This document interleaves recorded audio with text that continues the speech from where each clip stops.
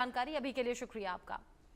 आगे बढ़ेंगे, अगली खबर, हरियाणा सचिवालय को भी बम से उड़ाने की धमकी मिली है।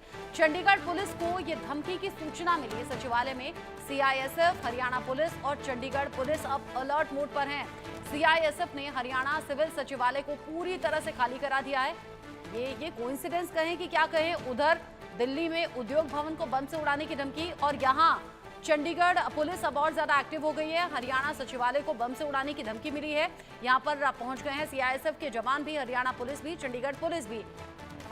मेरे साथ में साहिल रुखाया इस खबर को लेकर ज्यादा अपडेट के साथ जुड़ गए हैं। ज्यादा अपडेट के साथ साहिल, ये कितने बजे आई है धमकी की सूचना और अभी जांच में क्या निकला?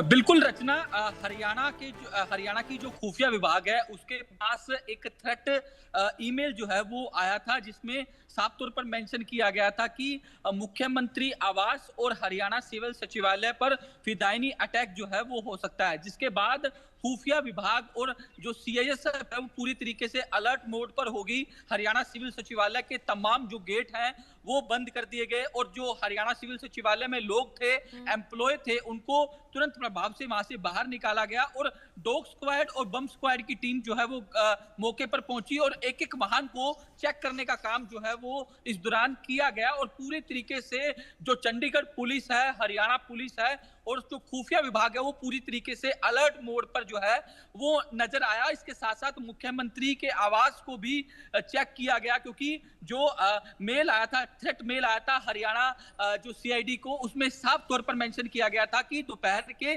3:15 बजे फिदायनी हमला जो है वो मुख्यमंत्री आवास पर और हरियाणा सिविल सचिवालय में किया जा सकता है। तो जिसके बाद पूरी तरीके से ये अलर्ट जो है वो कर दिया गया। तमाम जो चंडीगढ़ पुलिस के जो कर्मचारी थे वो भी मौके पर पहुंच गए थे। मुख्यमंत्री आवास पर चेकिंग की गई, एक एक वाहन को चेक किया गया।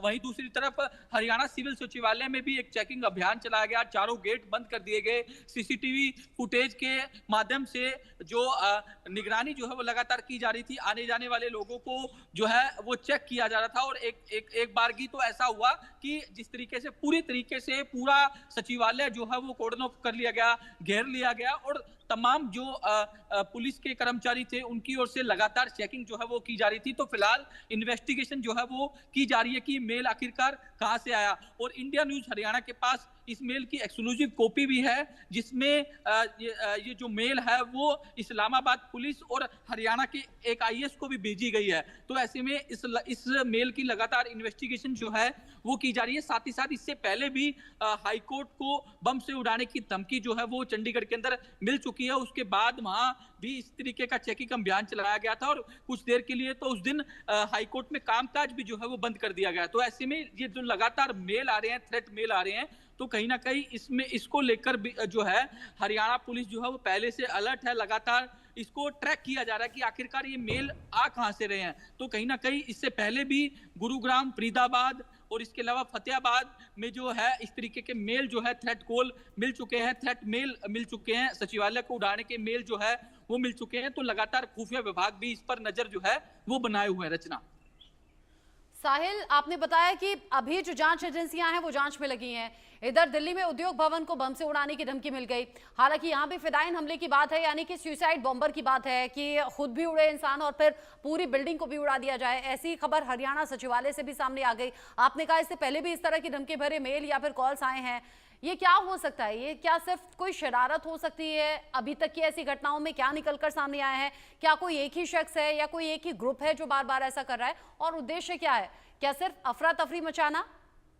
बिल्कुल रचना, इस पर लगातार जो है तमाम एजेंसियां इन्वेस्टिगेशन कर रही है, चाहे वो आईबी की बात हो या फिर एनआईए की बात हो। लगातार इसको ट्रैक करने की कोशिश की जा रही है, क्योंकि पिछले काफी दिनों से मैंने पहले भी जिक्र किया कि फरीदाबाद के जो डिप्टी कमिश्नर है उन्हें भी इस तरीके का मेल मिला था। इससे पहले फतेहाबाद के अंदर भी इस तरीके का मेल जो है वो किया गया और उसके बाद पंजाब एवं हरियाणा हाईकोर्ट को उड़ाने की धमकी दी गई। तो इस दौरान लगातार जो मेल किए जा रहे हैं इस पर इन्वेस्टिगेशन जो है वो तमाम एजेंसियां कर रही है, लेकिन अभी तक इस तक पहुंचा नहीं जा सका कि आखिरकार क्या मंशा है, किसके द्वारा ये मेल भेजे जा रहे हैं। लेकिन अभी इसको लेकर जो है लगातार इन्वेस्टिगेशन जो है तमाम एजेंसियां कर रही है। लेकिन जिस तरीके से आज जो मेल आया वो काफी डरा देने वाला था, क्योंकि ये मेल पहले जो है वो सचिवालय तक सीमित था। अब ये जो मेल है वो मुख्यमंत्री आवास, मुख्यमंत्री कार्यालय को उड़ाने की धमकी दे रहा है। जिस तरीके से फिदायिन हमले की बात की जा रही है, सुसाइडर जो हमले की बात की जा रही है, तो ये कहीं ना कहीं डरा देने वाला है। इस पर जो है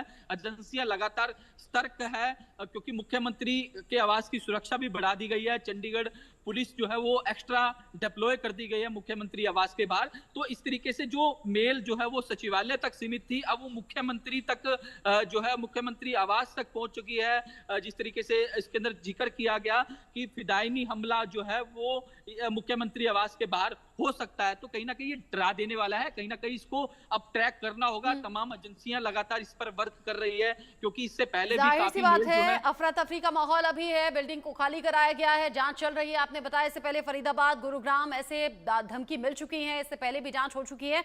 अभी जांच में जो भी चीजें निकलकर सामने आएंगी, साहिल रुकाया आगे आपके जरिए दर्शकों तक पहुंचाएंगे। अभी के लिए शुक्रिया आपका।